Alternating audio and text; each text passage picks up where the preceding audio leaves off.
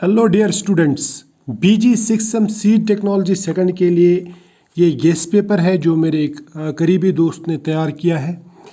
और इसमें कुछ इम्पोर्टेंट पॉइंट्स मैं आपको बताने जा रहा हूँ जिसमें से क्वेश्चंस आने के चांसेस बहुत ही ज़्यादा है। मैं ये कह सकता हूँ कि मोर देन 90% चांसेस इसी में क्वेश्चंस आने के हैं, क्योंकि ये सिलेबस भी कम है इसका और कुछ सिलेक्टेड टॉपिक्स हैं जहाँ से अक्सर क्वेश्चंस आते हैं। तो इसमें सबसे पहला जो क्वेश्चन है, सबसे पहला टॉपिक जो है वो है mechanism of seed infection and transmission of seed pathogens. तो ये आप ज़रूर पढ़ के जाइएगा, इसमें क्वेश्चंस आने के चांसेस बहुत ज़्यादा हैं। इसी तरह से दूसरा जो है वो है influence of environmental factor on seed born disease. तो ये भी बहुत ही इम्पोर्टेंट है, ये भी पढ़ के जाना। और इसके साथ में ये economic importance and losses caused by insects, ये भी बहुत ही इम्पोर्टेंट है, ये टॉपिक आप पढ़ के जाएंगे।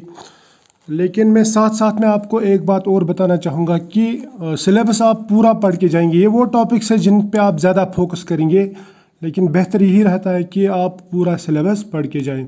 और इसके बाद में और एक क्वेश्चन जो है और एक जो पॉइंट है वो है study of grasshopper and nature of damage it causes to paddy. तो इसके ऊपर आप पढ़ के जाएंगे, अच्छी तरह से प्रिपरेशन करके जाएंगे। इस तरह से methods of insect pest control, इसमें आप फिजिकल मेथड्स और केमिकल मेथड्स दोनों पढ़ के जाएंगे।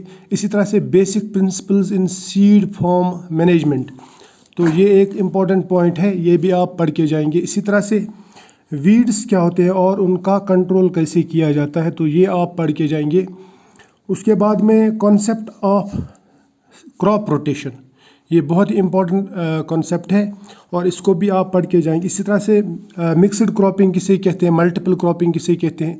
इसके बाद में ड्राई लैंड फार्मिंग, ये आप पढ़ के जाएंगे। इसी तरह से कंसेप्ट ऑफ WTO यानी वर्ल्ड ट्रेड ऑर्गेनाइजेशन, ये आप पढ़ के जाएंगे। इसी तरह से सीड क्वारंटाइन क्या रहता है, इसमें इसका इंट्रोडक्शन, ऑब्जेक्टिव्स और इम्पोर्टेंस सब पढ़ के जाएंगे।